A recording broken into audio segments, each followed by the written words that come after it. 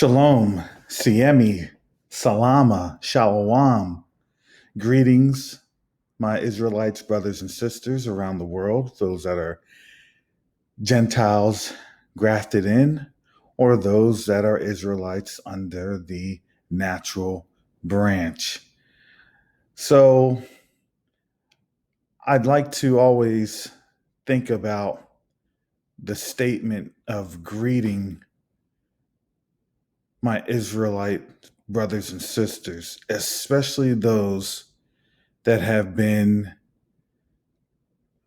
bearing the brunt of persecution under the banner of our bloodline.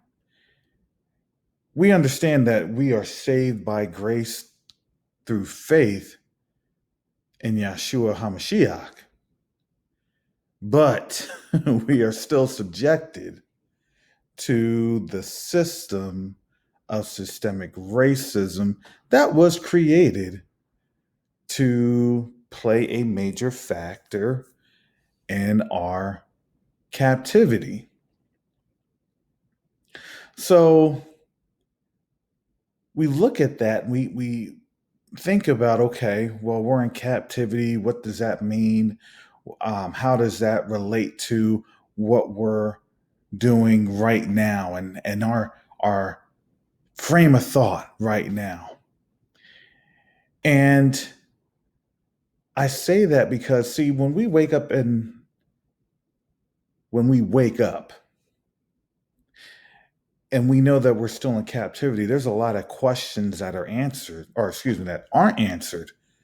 We think that, well, we've awoken, so when's this tribulation? We've awoken, so when's judgment? We've awakened, but we haven't really defined a lot of things when a lot of us newly awake. And I argue this, it's when you awake, that's when you have to listen and study and understand the most so you can see the perceptions of what was placed on us through Eurocentric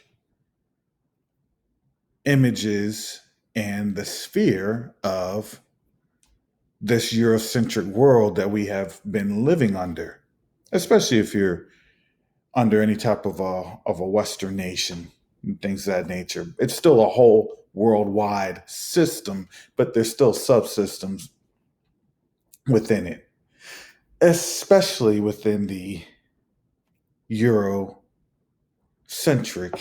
brand of Christianity. And you may say, well, why does Covenant Awakening harp so much on the Eurocentric Christianity, the Roman theology, that stuff? Because here's the thing, I'd wholeheartedly agree with Paul listen, there are wolves in sheep's clothing that are wanting to get into the doctrine to mess it on up and then use the doctrine of Christ for personal gain and increase.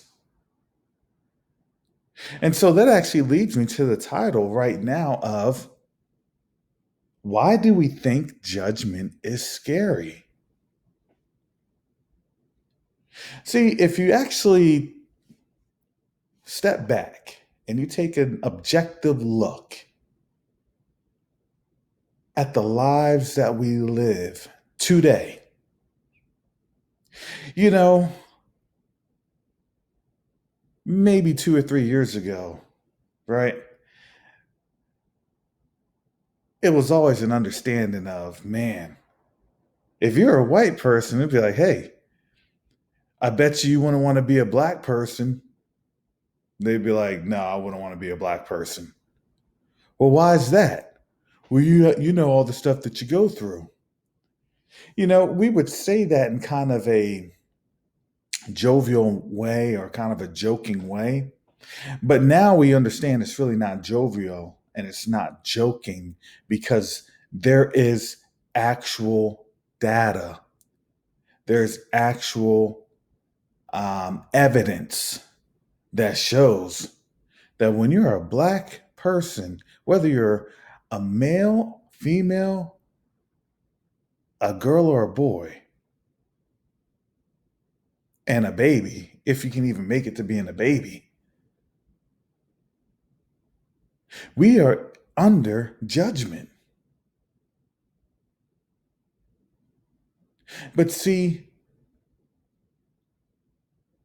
this society did such a good job to shield what judgment looks like that we have in our minds the Eurocentric image of what judgment is.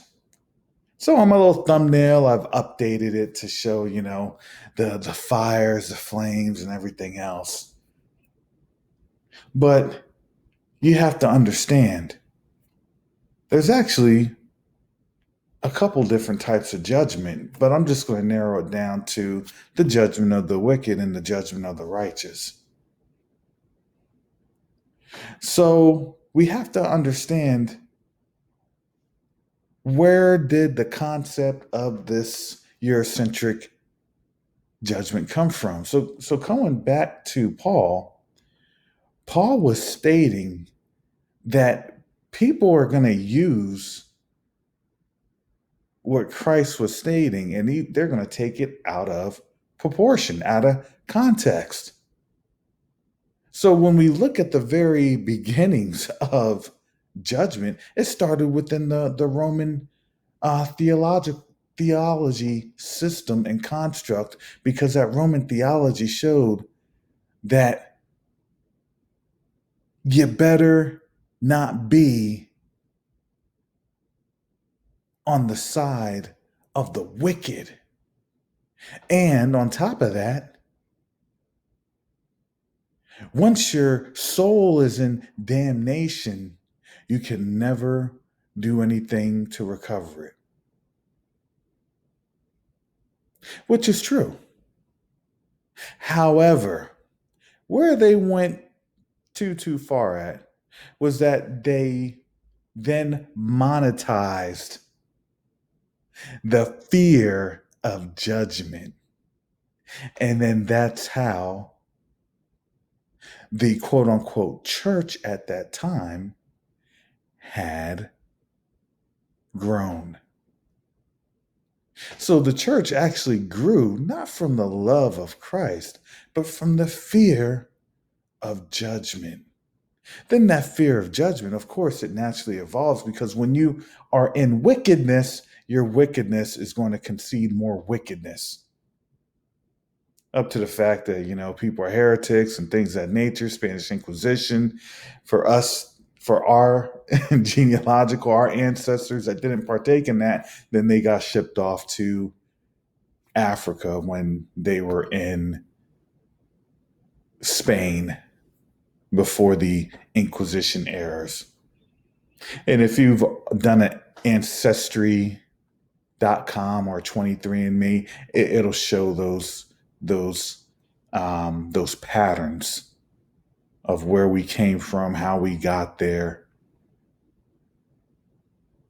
up into where our subgroups are at in terms of Igbo, Yoruba, and Bantu. But the reason I want to cover this topic is because in our community right now, we're trying to figure on out, well, are we in a time of Jacob's trouble? When's this tribulation going to get here? When's this or when is that? And it's like, okay, do you not understand what we've been dealing with for the last 400 years? See, it's hard for people to really get that they are actually in captivity, because when you are asleep, you have to understand something about being asleep as opposed to being awake. When you perform certain surgeries on people, The doctor will say, hey, we have to do this surgery. So, this surgery may either require a local anesthetic to kind of numb the area around you, or it may require a total process of you being asleep with the anesthesiologist monitoring what? Your heart rate and things of that nature to make sure that you come up from out of that sleep so you don't sleep for good and take that dirt nap. So you have to understand a lot of things can happen while we're in the sleep. Guess what? You have amputations. You can cut through, get major organs on out of you if you're donating a kidney or part of your liver or bone marrow. See, you can have things done to you and you wouldn't even know it. You could literally be in your tribulation or Jacob's trouble. But here's the thing, when you don't even realize that that's happening because you have a local anesthetic, and depending on how immersed you are within captivity, that you are just completely under the propofol. When you're down like Michael Jackson, you just never get on up. A lot of people never get up out of their sleep.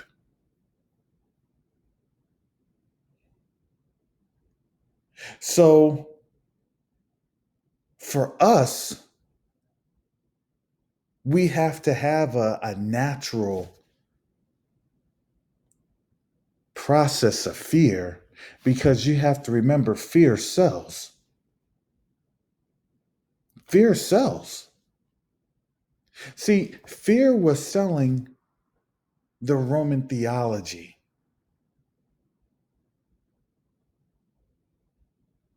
See, when you look at the word, it says what? Fear not. When you understood Christ, Christ never operated in fear. Kind of interesting when you think about that. Wait a sec, he never operated in fear. He would always get mad and say, "Look, have you little faith that you couldn't what settle the storm? Because I'm trying to sleep." And then the disciples that were with him said, "Who is this guy that he was telling the winds to be quiet, and they quieted down, and we thought we were going to drown?" But you have to understand something. In our captivity, we are captive to what? The images of our captors. So, so think about this.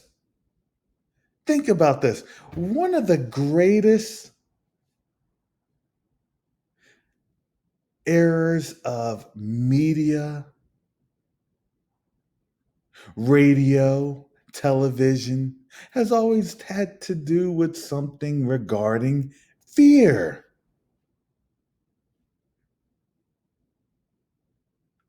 Birth of a Nation back in 1913. This is what it still says today. It was one of the greatest films of its time and era. Because why? It capitalized on the fear of the nation. Not our fear, their fear. But guess what?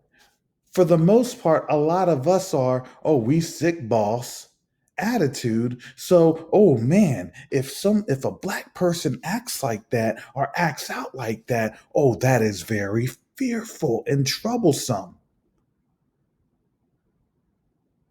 Going all the way up until I believe it was about the 1930s or 1940s with Orson Welles' War of the Worlds, and they had broadcasted that on NBC radio.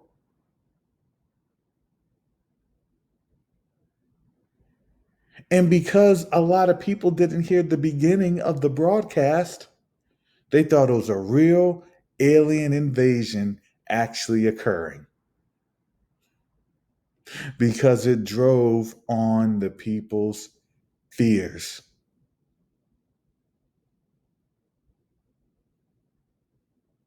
So that has evolved not just within society, but it's also evolved within the Eurocentric model of Christianity.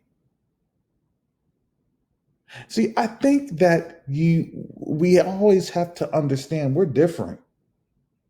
We're different. Because why?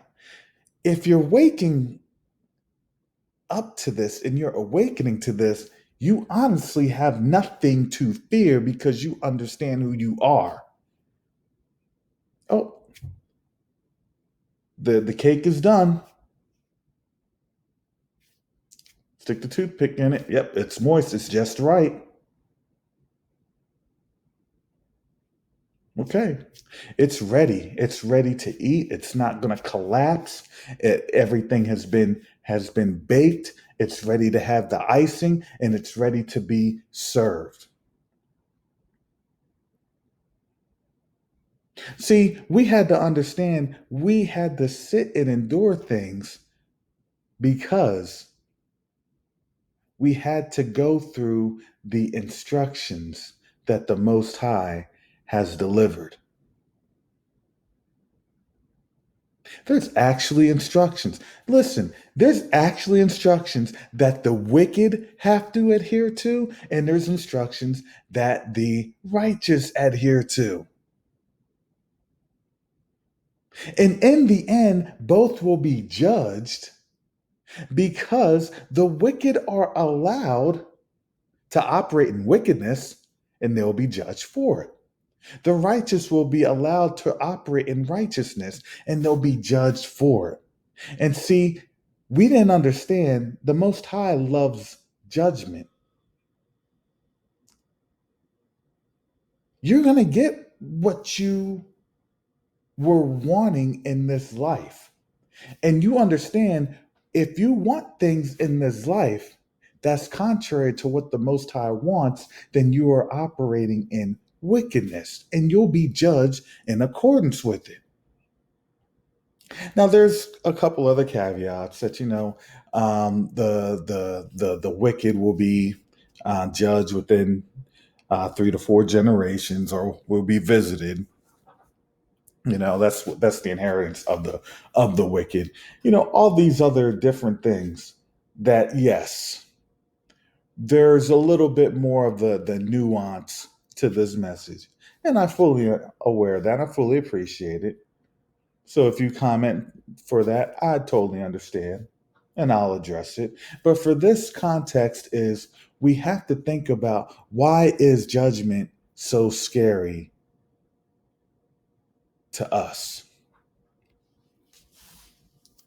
Why are we afraid of judgment?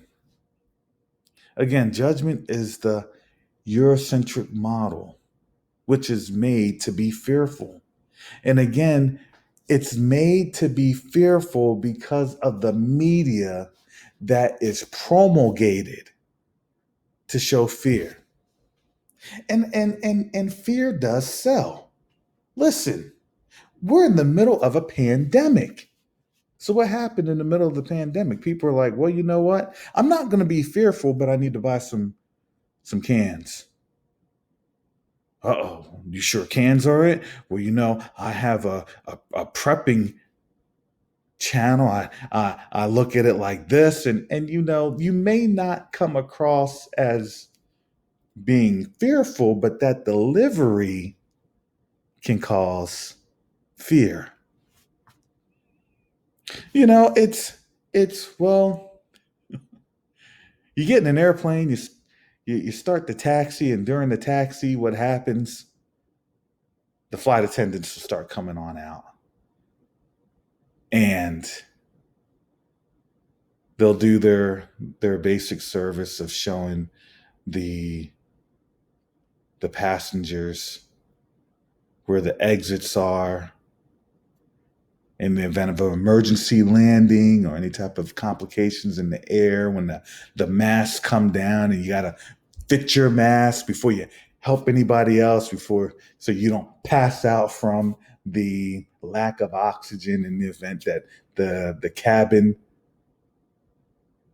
depressurizes and you're all messed up. But what then happens naturally, we have the images come across our mind of, well, you know what? What happened to that flight last week? Yeah, that Air France flight that went off the coast of Brazil. I remember that. Or what happened to this flight in Pakistan? I remember that. Or what happened to the Indian Air flight? Yeah. Is my pilot? Is he really certified? Is he a Captain Schnellenberger? Could he make the landing in water if it's required? And then we begin to have all these fearful thoughts. And it may not even be intended. It's just that that's what we've been programmed to have. But the thing is that really the most fearful, the ones who are the most fearful are the ones that know that they're doing wickedness. Because they know, look, okay, I've done wickedness, and guess what? I'm gonna have to be paid back. Didn't Thomas Jefferson even say that?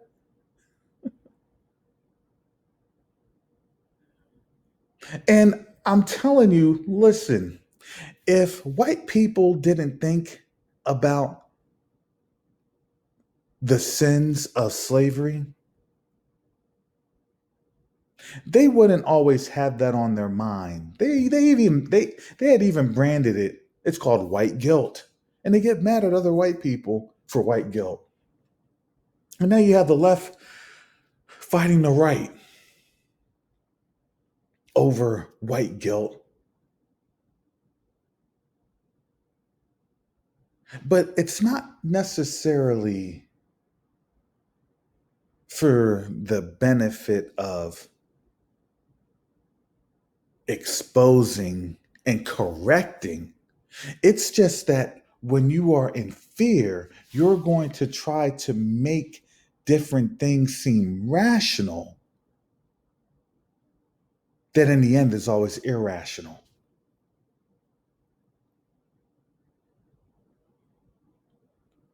And see, America's media has been able to zero in on it because America's media has always been about Judgment Day.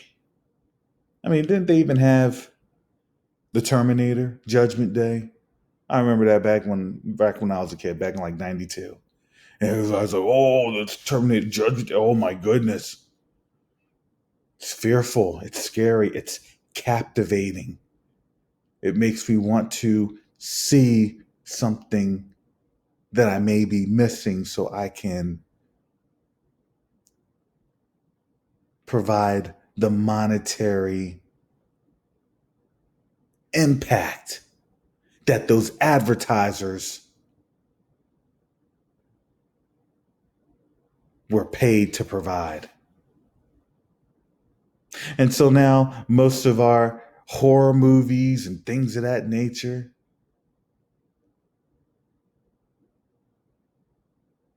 they'll even speak on that. I was thinking about this the other day when I was taking my walk. And I was wondering how I was going to tie this thing on into to everything. But it actually just popped on up. And so I had to think about this. I said, when you're reading horror books, right? And what came to my mind, you may not don't be into horror and things of that nature. When I was younger, I used to like to read Stephen King. And I read it first through, I think it was like high school. It was like a high school class. They had to make you read like a some sort of an American literature, things of that nature. So I was like, all right, whatever. I read Stephen King's like Thinner or things of that nature. But when you actually read a lot of the novels that Stephen King has published that haven't been um, made into TVs, you will find and quickly see that a lot of the Black or quote African American characters have some sort of brevity about them to where they can kind of discern the spiritual quote unquote innuendos that's happening around them. So when the main characters, which was always white, because he wrote it from a perspective of him being in Maine, when they would be in trouble or if they need to have guidance, there would be that certain black character that would be on a be in the area or around to be able to kind of guide them away from the evil.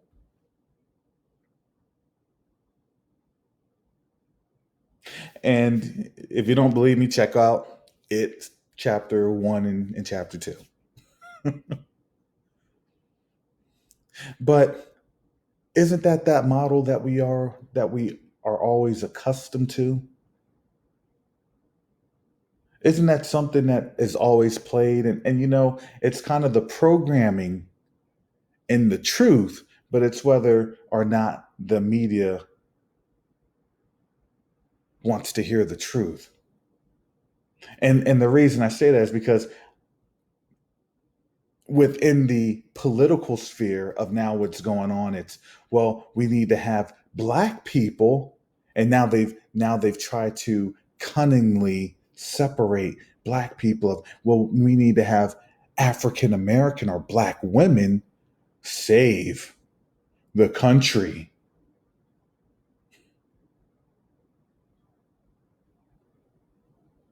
So no matter how much they try to use that divide and conquer tactic or technique, they do have that understanding. Okay, well, our fear is that if we can't have everybody participating in the either lie or, excuse me, the untruth or political advertisement, however they want to say it or spin it, the fear, oh man, the country will still spin out of control. And then it will irrevocably go to a place where Judgment Day will spring up on everybody, and here we are. But I want to tell you, the Bible has a different meaning. And you know what? I'd rather adhere to the Bible than what anybody else tries to say, state, or even reinforce with bogus media. Because as we quickly are finding out, everything that they try to say and everything that they try to reinforce is just coming to shambles. So it's really interesting that when we look at the Bible, the word of the Most High, it says that the Most High loves judgment. Aren't we supposed to love what the Most High loves? Yes.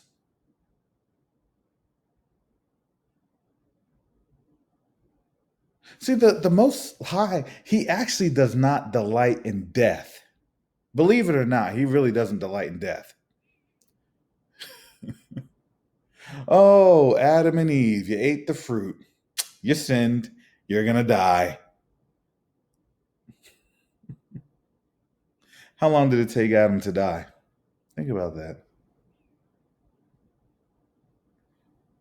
It was going to be an eventual death, but the Most High didn't delight in the sin. See, sin will eventually lead to death, and sin is what activates the prolonged wickedness.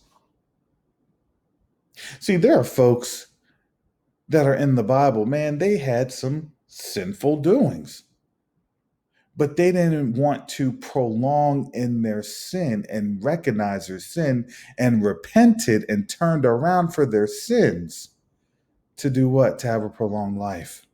We see that with David. David loved the women. He was sinful. He even had Uriah killed. But he would try to turn away from his wickedness because, see, we're not perfect. None of us are perfect. But when we're rebellious and we're just like, forget it, I'm just going to be wicked, I'm going to do wicked. And then that wickedness catches up to you. That's why you see a lot of people that just sold out to wickedness and they're dead. They succumb to an early death. Well, why had such and such had to go?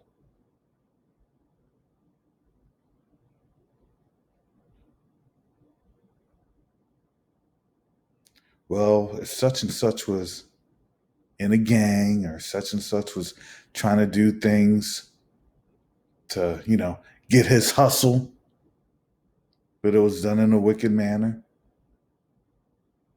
then they met their fate, unfortunately.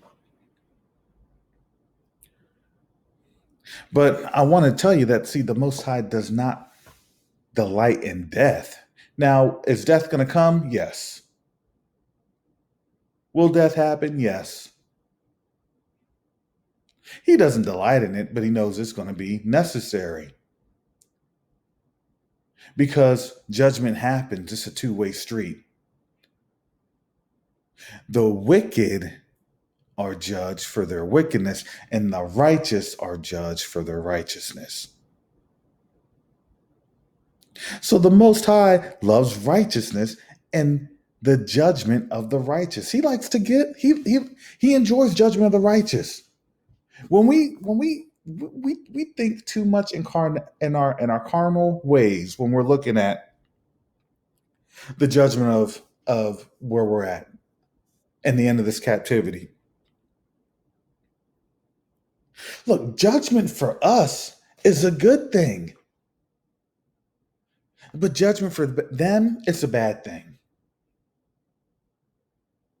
So we already can reference the scriptures up to where, all right, Genesis 15, 12 through 14. Well, the 14th verse says, look, and after that time, going into 13, into 14, that nation that you serve for 400 years, I will judge. And then this is 14, and then you will come out of that nation with what? Great wealth and riches, substance. That nation judged. Judgment of the wicked and then judgment of the righteous. Wealth and reward for the righteous, death and despair for the wicked. I'm praying that the Most High fills this message with his spirit so we can start to understand that and we can stop having a spirit of fear within our community.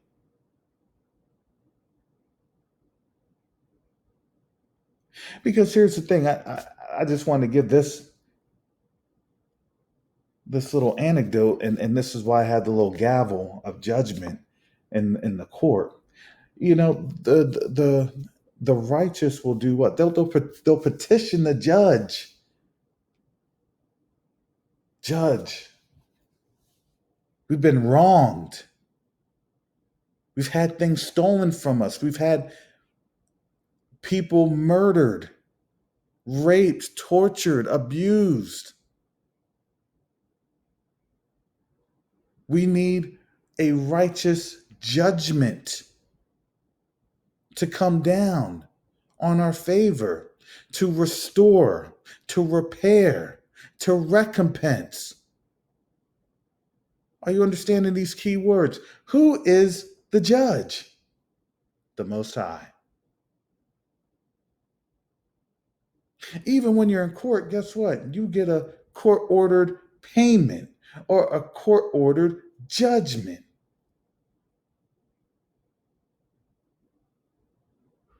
You're seeing it right now. What happens? Okay, you can call me the M word all you want. You can beat me on up over that. You can shoot me if I get shot and I live. I'm gonna sue you because guess what? The righteous has a claim. Doesn't necessarily mean that you'll encounter a righteous judge, but you have a claim. And then you take that claim to court for judgment. I want a righteous judgment so that the wicked can be judged also. See, judgment actually isn't scary. Judgment is actually just a process. And for the righteous, it's actually a great process because when you know who upholds your case, who upholds your deficiency, you start to understand, okay, I have a righteous Most High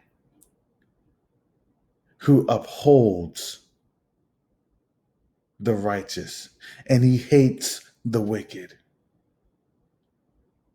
He's already said, look, if you're a nation that indulges wickedness, man, woe unto that nation because your end is going to meet and it's going to be met in the worst way. See, these scriptural references, these biblical tenets have all been spelled out, and we're seeing it all in this effect. Whether or not we want to acknowledge it, that's neither here nor there. Because you're going to see it. You're going to have to judge for yourself. And when you do have to judge for yourself, you better pray that you have that righteous discernment.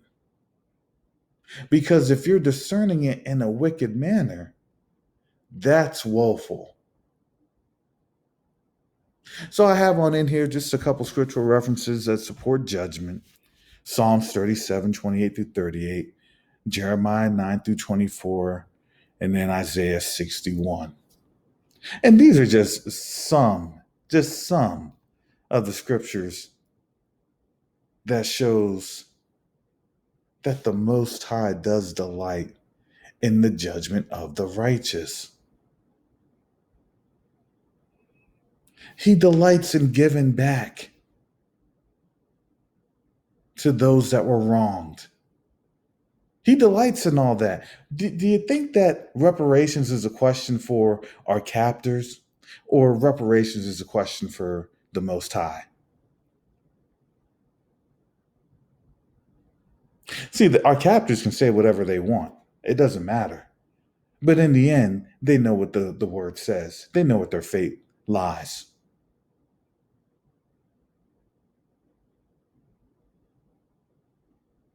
So, in closing this little message, this little video essay for you all, we should not be afraid of anything, especially judgment. At the very least, we should be excited about judgment because we know what that does for the righteous.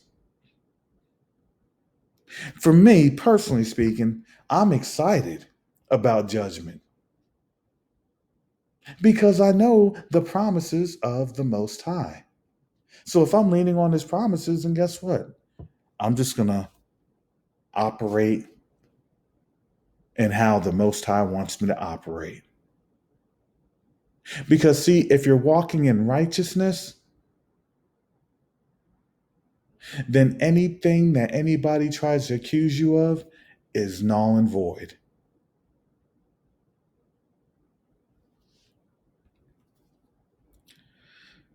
So, at the very end, I do my little conclusion. For Covenant Awakenings, I would ask that you like, share, and even subscribe, and that you would visit us at covenantawakenings.com, because I do coordinate and collaborate with Brother Robert and Brother Christian.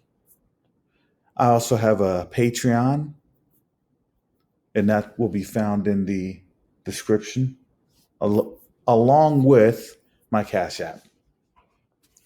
So if you want to donate, I'm certainly amenable. I also am urging all of the Israelites, Hebrews, or even the Gentiles that are grafted on in, that know who we are, that are supporting our people, to sign up at HebrewSphere.com. Again, sign up at HebrewSphere.com. It's a website that was created by Minister Dante Fortson for like-minded Hebrews and Israelites to be able to share and collaborate and to have a better understanding of each other in a social media platform that's actually owned by us. And I'd also ask you to visit BlackHistoryInTheBible.com, and also Minister Teo Ministries website, teoministries.ning.com. So I thank you for listening to this. Don't be afraid of judgment. Judgment is not scary, because it's a great thing for us. We were living in this captivity, and honestly, when we reflect on this, it's going to be a horror, and it's going to be appalling, because we're going to say, man, we went through all of that. Because just think about, when we're fully awake, we will start to understand just how bad they done chopped off our legs, toes, ears, noses, everything. But because we are awakening and we're understanding, that's why I always like to leave off with Daniel 12:4. The second half of that many will go here and there to increase knowledge. And so, see, when you have the knowledge of the Most High and you operate in that spirit of truth, of righteousness from the Most High, we're just one step closer to perfecting perfection. So shalom, salamas, yemi, shalom, Israel. Peace and blessings.